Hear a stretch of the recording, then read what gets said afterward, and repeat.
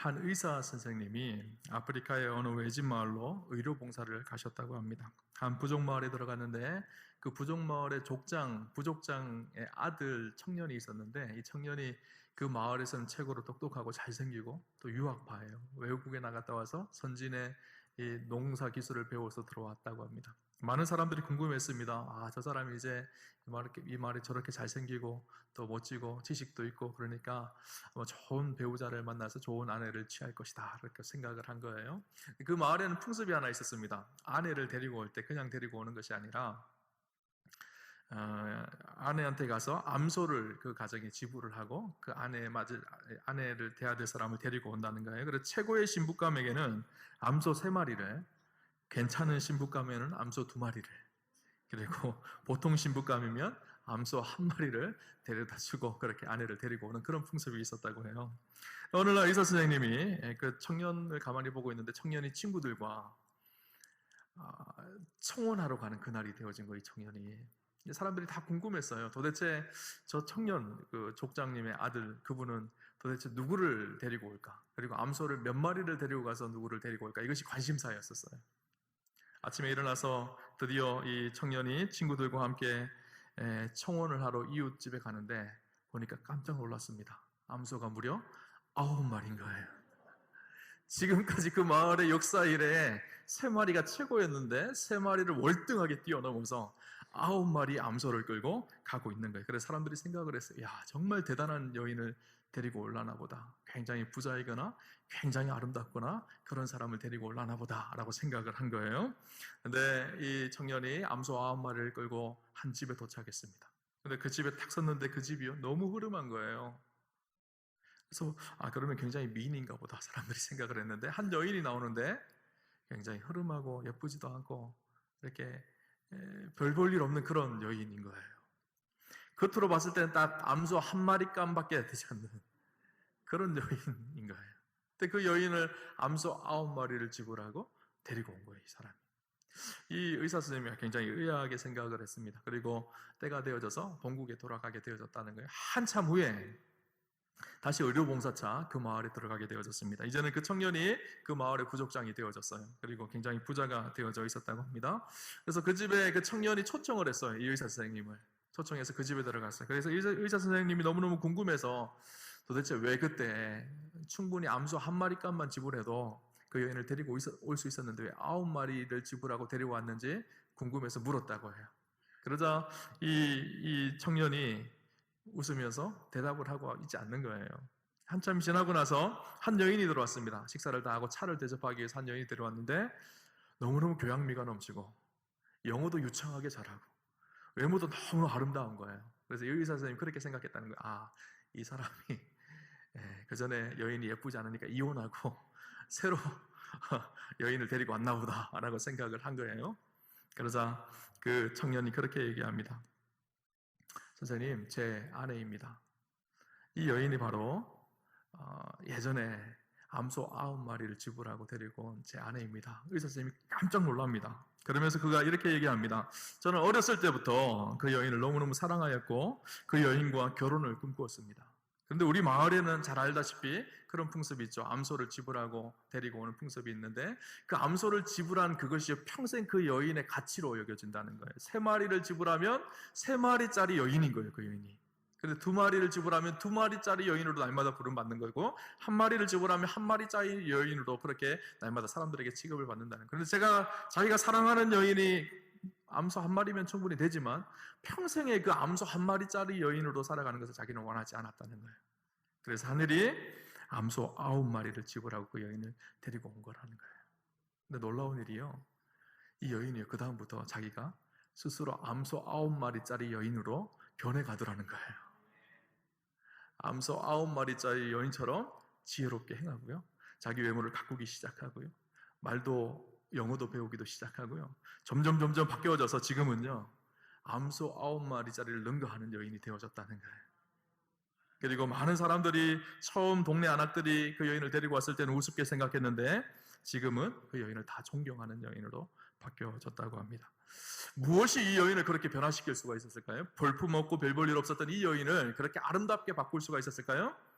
사랑입니다. 사랑. 그죠? 사랑은요, 사람을 변화시키는 능력이 있습니다. 사랑은요, 인생을 아름답게 만들어가요. 그래서 복음 중에 복음이 무엇일까요? 하나님이 우리를 사랑하신다는 사실이에요. 여러분, 로마서 5장 8절에 보면 우리가 아직 죄인 되었을 때 그리스도께서 우리를 위하여 죽으심으로 하나님께서 우리에 대한 자기의 사랑을 확증하셨느니라, 그렇게 말씀하고 있어요. 하나님의 사랑의 확증이 무엇일까요? 그 아들 독생자 예수 그리스도를 우리에게 보내주셔서 십자가에 죽기까지 하심으로 우리를 사랑하셨다는 거예요. 여러분, 암소 9마리를 그 값어치로 먹여도 사람이 변하는데 암소 9마리보다 훨씬 크신 우리 하나님께서 그 아들 독생자 예수 그리스도를 지불하셔서 우리를 사셨어요. 값을 주고. 그 여인이 암소 9마리짜리 여인이었음에도 불구하고 그 인생이 아름답게 바뀌었지만 저 여러분은요, 암소 9마리 정도가 아니라 예수님짜리 인생이 되어졌어요. 예수님이 우리를 위해 십자가에 죽으심으로 그 놀라운 가치를 지불하시고 저와 여러분을 사셨어요. 그래서 하나님의 자녀되고 하나님의 백성 되게 하셨어요. 우리가 믿음으로 산다는 것은요, 이 사실을 날마다 확신하는 거예요. 그런데 안타까운 사실은요, 오늘날 많은 사람들이 교회를 다니지만 머리로는 이 사실을 압니다. 그러나 가슴으로는 이 사실을 느끼지를 못해요.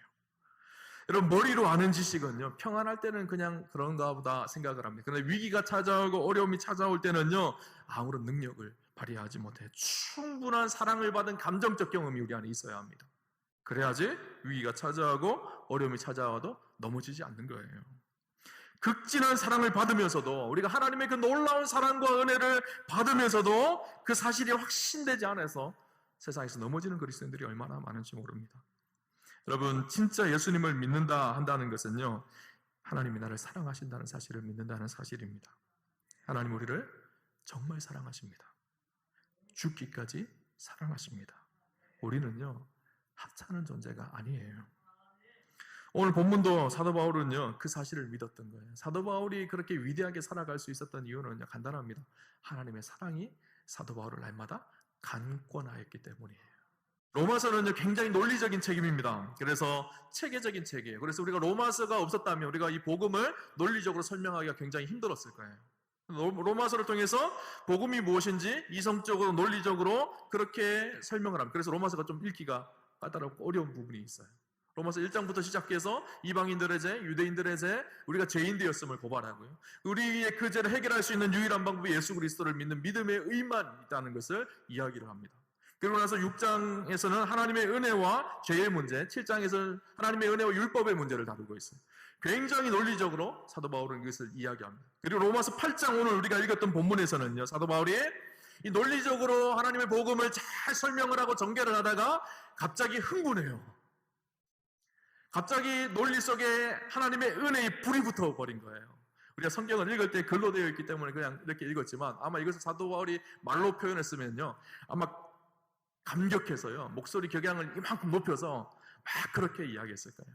그래서 오늘 31절부터 39절까지 나오는 내용은 5가지 의문문으로 되어 있거든요. 한 가지 한 가지를 좀 보면서 하나님의 사랑이 우리에게 어떻게 베풀어졌는지를 좀 보려고 합니다.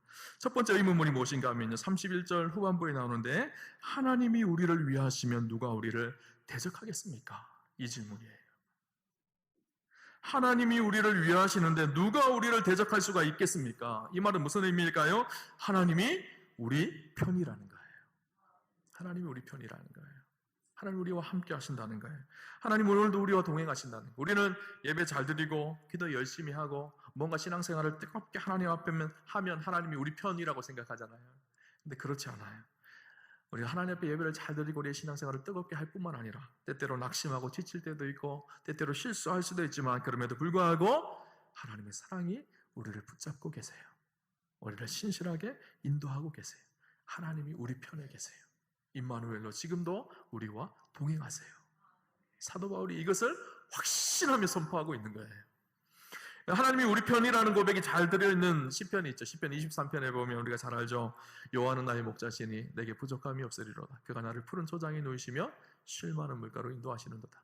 5절에 보면요, 뭐라고 얘기하는가 하면요, 이렇게 얘기합니다. 내 원수의 목전에 내게 상을 베푸시고, 이렇게 표현하고 있어요. 원수의 목전에서 상을 베푸셨다는 거예요. 여기서 상이라는 것이요, 이 상장이 아니에요. 이 상은요, 밥상이에요, 밥상. 원수 앞에 우리에게 상을 차려주신다는 거예요. 여러분, 원수가 득실득실대고 나를 죽이려고 그렇게 하고 있는데 밥이 넘어가나요? 밥 안 넘어가잖아요. 하나님께서 우리에게 상을 차려주셨어요. 그러면서 뭐라고 하시는가 하면요, 원수들 내가 알아서 해줄 테니까 너 밥 잘 먹어. 힘내, 밥 먹어. 제가 어렸을 때요, 동네에서 싸우고 들어오면 저희 아버지가 염려하지 마, 염려하지 마. 밥이나 먹어, 밥이나 먹어. 아빠가 알아서 해결할게. 그러셨어요. 하나님이 그러시는 거예요. 내가 해결할게. 내가 밥 차려놨으니까 밥 먹어. 원수를 해결하실 하나님께서 친히 해결하세요. 왜 그럴까요? 하나님이 내 편이신 거예요. 그렇죠? 오늘 바울이요 그 고백하고 있어요. 누가 우리를 대적하겠습니까? 하나님이 우리 편이신데. 그렇죠? 두 번째 질문은요, 32절에 나옵니다. 자기 아들을 아끼지 아니하시고 우리 모든 사람을 위하여 내주시니가 어찌 그 아들과 함께 모든 것을 우리에게 주시지 아니하겠느냐. 아들을 기꺼이 내어주신 하나님께서 그 아들과 함께 우리에게 모든 것을 더하여 주시지 않겠느냐, 이 고백을 하고 있어요. 그런데 하나님께서요, 당신의 아들을 주신 것은 자신이 희생한 것보다 더 큰 희생을 아들을 통해서 우리에게 주신 거예요. 자신을 주는 사랑보다 더 큰 사랑이요, 아들을 주는 사랑이에요. 그 아들 독생자 예수 그리스도를 우리에게 주셨어요. 그 아들을 주신 하나님께서 우리에게 모든 것을 다 하실 거예요. 의심할 여지가 없는 거예요. 그 하나님 우리를 인도하시고 최선으로 이끌어 가시는 하나님이십니다. 바울이 그것이 생각이 나니까요, 감격이 되는 거예요. 감탄이 되는 거예요.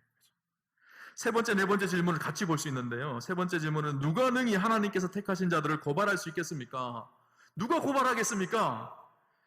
네 번째 질문은요, 34절에 누가 정죄하겠습니까?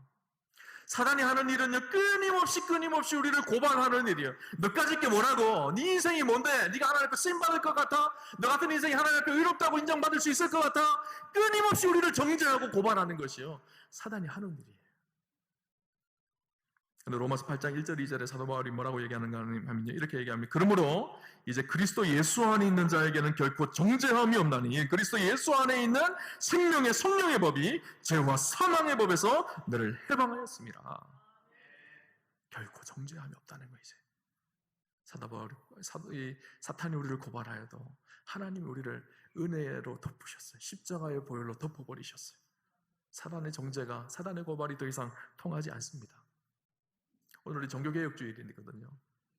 종교개혁주일 하면 떠오르는 사람이 있습니다. 마틴 루터가 떠오르는데요. 마틴 루터가 종교개혁을 실행하면서 그가 했던 일 한 가지가 무엇인가 하면 헬라어 성경, 구약 성경을, 라틴어 성경을 독일어로 번역하는 일을 했어요. 독일어로 번역하는 중에 마틴 루터 앞에 사탄이 나타난 거예요. 마귀가 나타났습니다. 그리고 종이 한 장을 내밀었어요. 종이 한 장을 내밀면서 마틴 루터에게 이것을 읽어보라고 그렇게 이야기합니다. 마틴 루터가 그 내용을 기록한 내용을 읽어보는데 깜짝 놀랍니다. 그리고 앞이 캄캄해지기 시작하는 거예요. 자기가 과거에 지었던 죄의 목록들이 쭉 다 기록되어져 있는 거예요. 마틴 루터가 어찌할 바를 모릅니다. 그때 그 종이를 사탄이 탁 뒤집어요. 뒤집어보니까 지금 짓고 있는 모든 죄들을 낱낱이 다 기록하고 있는 거예요. 그래서 사탄이 묻습니다. 루터에게 이 안에 기록된 모든 일들이 사실이냐고 물었어요. 그때 마틴 루터는 어떻게 할 수가 없었어요. 모두가 사실이기 때문에. 그렇습니다. 사실입니다. 그때 마틴 루터를 향해 사탄이 손가락질하며 이렇게 정죄하기 시작합니다. 이런 더러운 녀석이 무슨 종교개혁을 한다고? 네가 뭔데? 너 같은 사람이 종교개혁, 너나 깨끗하게 해! 이렇게 사탄이 고발을 하더라는 거예요. 마틴 루터가 낙담이 되어졌습니다. 나는 아무것도 아닌 존재이구나, 쓸모없는 존재이구나, 낙심이 되어졌어요. 머리를 푹 숙이고 있는데 하나님의 음성이 들려오기 시작합니다. 루터야, 내 모든 죄를 내 피로 다 씻었단다. 너를 정죄할 자는 이제 더 이상 아무도 없단다. 그때 루터가 정신이 번쩍 드는 거예요. 그리고 로마서 8장 1절 2절 말씀이 생각나기 시작했습니다. 그리스도 예수 안에 있는 자에게는 결코 정죄함이 없나니 누가 나를 정죄할 수가 있느냐. 그때 마틴 루터는 자기가 쓰고 있던 잉크를 들고요, 사탄의 벽에게 탁 던져버렸어요. 아무도 나를 정죄할 수 없다. 예수 그리스도 안에서 그 누구도 나를 정죄할 수 없다 하며 잉크를 탁 던져버립니다. 사탄이 싹 사라져 버렸다고 해요. 그 잉크 자국이요 마틴 루터의 집에 지금도 남아있다고 합니다. 오늘 우리도 마찬가지입니다. 하나님의 은혜로 우리를 덮으셨어요.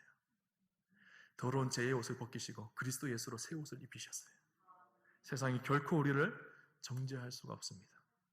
바울이 이것 때문에 감격하고 감탄하고 있는 거죠. 마지막 5번째 오늘 의문문의 하이라이트, 질문의 하이라이트인데요. 누가 우리를 그리스도의 사랑에서 끊으리요? 환난이나 공고나 박해나 기근이나 적신이나 위험이나 칼이랴. 사도 바울의 이 마지막 이 고백이 사실은 가장 중요한 고백입니다. 누가 우리를 그리스도의 놀라운 이 사랑에서 끊으리요? 세상의 그 어떤 것도 하나님의 이 놀라운 사랑에서 우리를 끊어낼 수가 없다는 거예요. 여러분, 사람의 사랑은요 언제든지 끊깁니다. 아침에 좋았다가 저녁에 미워지고요, 저녁에 좋았다 그 다음날 미워져요. 이게 사람이에요. 그러나 하나님의 사랑은 그렇지 않습니다. 늘 변함없고 포기하지 않고 신실한 사랑, 그것이 하나님의 사랑이에요. 그래서 구약 성경에 하나님의 사랑을 표현할 때 사랑의 여러 가지 단어들이 있는데 가장 많이 표현되어 있는 단어가 헤세드라는 단어입니다. 헤세드라는 단어는요 포기하지 않는 사랑, 견고한 사랑, 끊어지지 않는 사랑. 하나님이 우리를 그렇게 끊어지지 않고 포기하지 않고 사랑하셨어요. 하나님의 헤세드의 사랑이 잘 드러나 있는 성경이 한 권 있는데 구약의 호세아라는 성경이에요. 호세아의 성경 내용을 잘 아실 것입니다. 선지자 호세아에게 하나님께서 말씀이 임해요. 그 말씀의 내용이 무엇인가 하면 고멜이라는 음란한 여인, 몸을 파는 창녀와 같은 그 여인과 결혼하라는 거예요. 여러분, 선지자는요 하나님의 일을 감당해야 될 사람이에요. 그 하나님의 일을 감당해야 될 거룩할 사람이 이 거룩하지 않은 여인과 음란한 여인과 결혼한다 그러면 어떨까요? 큰 교회 목사님인데 부정한 여인과 결혼한다 사람들 손가락 각질하고 막 그러지 않을까요? 호세아에게는요 이 명령이 쉬운 명령이 아니었었어요. 그런데 그 명령에 따라서 고멜과 사랑함으로 결혼을 합니다. 결혼을 하면 어떻게 해야 될까요? 이제는 한 남자만 바라보고 사랑하며 진실하게 끊어지지 않는 사랑으로, 포기하지 않는 사랑으로 서로 사랑해야 돼요. 그런데 고멜이 어떻죠?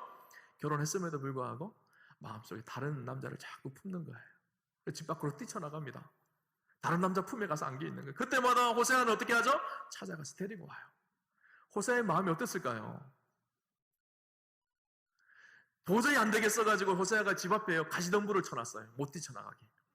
그러니까 이 고멜이 어떻게 하죠? 그 가시덤불을 뜯고 온몸에 상처가 다 나면서도 다른 남자 품에 가서 안겨 있는 거예요. 호세아가 또 찾아가요. 그리고 다시 그 여인을 데리고 옵니다. 용서하고 데려오고 용서하고 데려오고. 나중에는 어떻게 하는가 하면 이 여인이 몸을 파는 창녀 일을 해요. 그러니까 나중에 값을 지불하고 이 여인을 데리고 와요. 하나님께서 왜 호세아에게 이런 슬픈 비극적인 사랑을 하라고 하셨을까요? 하나님의 사랑이 무엇인지를 우리에게 보여주기를 원하셨던 거예요. 포기하지 않고 끝까지 사랑하시는, 하나님을 사랑한다고 그렇게 하나님 앞에 나와서 믿음으로 살겠다고 고백하지만 언제든지 세상을 향해서 탐욕과 욕심과 정욕을 향해서 등 돌리고 뛰쳐나가는 우리를 끊임없이 사랑하시고 또 사랑하시고 또 사랑하셔서 결국은 우리를 위해서 그 값을 지불하고 십자가로 사랑하신 그 하나님의 헤세드의 사랑, 그것이요 성경의 이야기예요.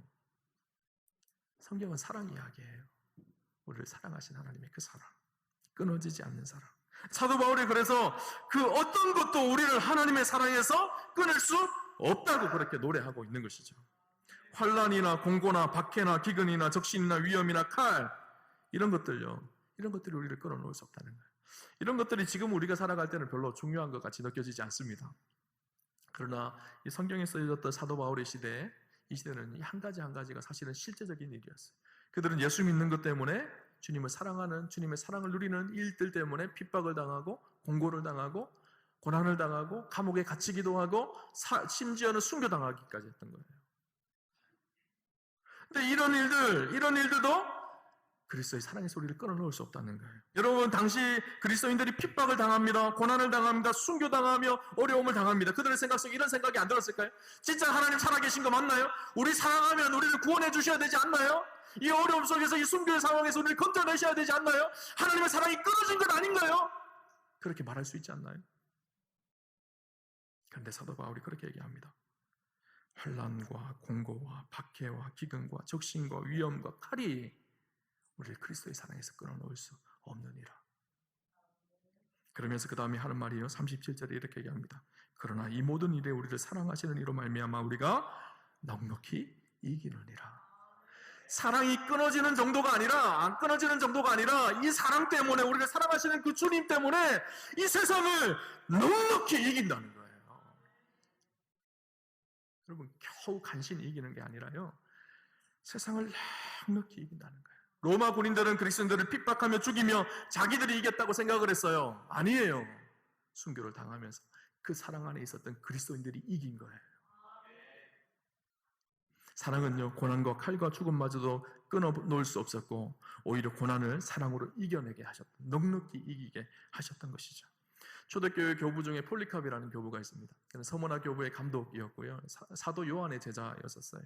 폴리캅이 86세가 되었을 때입니다. 그는 자신의 순교를 직감했어요. 곧 로마의 병사들이 쳐들어와서 자기를 죽일 것이다 라는 것을 직감을 했습니다. 그러면 그 정도면 어떻게 해야 될까요? 도망가는 것이 정상적인 것이잖아요. 그가 묵묵히 자기의 자리를 지켰어요. 아니나 다를까 로마 군인들이 찾아왔습니다. 그를 잡으러. 그때 그가 했던 일이 무엇인가 하면요, 그들을 위해 밥상을 차려줬어요. 그리고 식사하시라고, 그리고 나는 여기서 잠깐 기도하고 가겠다. 그러면서 고난받는 성도들의 이름을 한 명 한 명 불러가며 기도하였습니다. 그리고 그를 로마 군인들이 끌고 가죠. 총독 앞에 섰습니다. 총독이 보니까 폴리캅이 비범한 사람인 거예요. 그냥 죽일 수가 없었던 거예요. 그래서 그렇게 애원합니다. 한 번만 예수님을 부인하면, 아니 마음으로 그렇지 않더라도 입으로도 한 번만 부인하면 내가 너를 살려주겠다. 그렇게 이야기해요. 그때 폴리캅이 뭐라고 얘기하는가 하면 이렇게 이야기합니다. 내가 그분을 섬겨온 지 86년이 되었습니다. 그동안 그분은 한 번도 내게 틀 것만큼도 섭섭게 하신 적이 없습니다. 그런데 어떻게 내가 나를 구원하신 나의 왕을 부인할 수가 있겠습니까? 그는 그렇게 화형장으로 끌려갑니다. 로마는 그렇게 죽여버리면 끝난다고 생각을 했어요. 그러나 하나님의 사랑은 끊어지지 않았어요. 오히려 하나님의 사랑으로 넉넉히 고난과 어려움을 이겨내게 했던 것이죠. 여러분, 사랑은요, 하나님의 놀라운 이 사랑은요, 세상을 이기게 하는 힘이 있습니다. 그것도 그냥 이기는 것이 아니라요, 넉넉히 이기게 합니다. 사도 바울은 오늘 마지막에 이렇게 선포합니다. 내가 확신하노니 사망이나 생명이나 천사들이나 권세자들이나 현재일이나 장래일이나 능력이나 높음이나 기쁨이나 다른 어떤 피조물이라도 우리를 우리 주 그리스도 예수 안에 있는 하나님의 사랑에서 끊을 수 없으리라. 사도 바울이 뭐라고 하죠? 내가 확신하노니. 바울은요, 그 사랑을 확신하고 있었어요. 고난이 찾아오고 어려움이 찾아오지만 바울을 흔들지 않았던 것은요, 그것이 바울을 흔들 수가 없었던 것은 하나님의 사랑의 확신이 그의 삶 속에 분명했기 때문입니다. 우리는 자꾸 환경 탓해요. 환경이 힘들고 어렵고 환난과 공고와 박해가 있기 때문에 내 인생이 이렇게 고달프고 힘들고 내가 이렇게 쓰러지는 이유가 환경 때문이라는 거예요. 사실은 환경 때문이 아니에요. 무엇일까요? 하나님의 사랑의 확신이 내 안에 없기 때문이에요. 외적인 문제가 아니라 내 안에 진짜 있어야 될, 그리스도인들이 가져야 될 하나님의 사랑의 확신이 내 안에 무너져 버렸기 때문에 세상 속에서 무너져 살아가는 인생이 되어져 가는 것이죠. 여러분, 선포하셔야 돼요. 나는 확신한다. 내가 확신하노니 사망이나 생명이나 천사들이나 권세자들이나 높음이나 기쁨이나 현재일이나 장래일이나 세상의 모든 피조물도 우리를 우리 주 그리스도 예수 안에 있는 하나님의 사랑에서 끊을 수 없습니다. 여러분, 고난이 찾아올 때요, 힘든 일이 찾아올 때, 이길 수 없는 일들이 나를 붙들기 시작할 때, 여러분 38절 39절 말씀을요 선포하세요. 내가 확신하노니 사망이나 생명이나 천사들이나 권세자들이나 현재일이나 장래일이나 능력이나 높음이나 기쁨이나 다른 어떤 피조물도 우리를 그리스도 예수 안에 있는 하나님의 사랑에서 끊을 수 없느니라. 여러분, 그 확신이 있으면요, 힘든 세상 넉넉히 이겨갑니다. 힘든 세상 속에서 왜 낙담하나요? 왜 쓰러지나요? 예수 믿으면서도 왜 공고한가요? 이 확신이 안 생기기 때문이에요. 예수 믿는 일은요, 여러분, 지식으로만 예수 믿는 거 아니에요. 가슴으로 예수 믿으셔야 돼요. 그래야 우리의 삶 속에 진짜 능력이 나타나게 되어지죠. 여러분, 넉넉히 이긴다는 말이 무슨 말이죠? 간신간신하게 이긴다는 게 아니에요. 간신간신하게 살아간다는 게 아니에요. 병원의 중환자실에 가면요, 하루하루를 간신간신 살아가시는 분들이 호흡기 끼고, 살지만 사는 것 같지 않아요. 그죠? 신앙생활도 마찬가지예요. 하루하루 간신간신하게 그렇게 살아가는 분들 계세요. 믿음으로 살지만 믿음으로 사는 것 같지 않아요. 여러분, 넉넉히 풍성하게 그 은혜를 누리며 세상 승리하며 살아가는 우리 우아함의 성도님들 다 되시기를 주님 이름으로 축원합니다.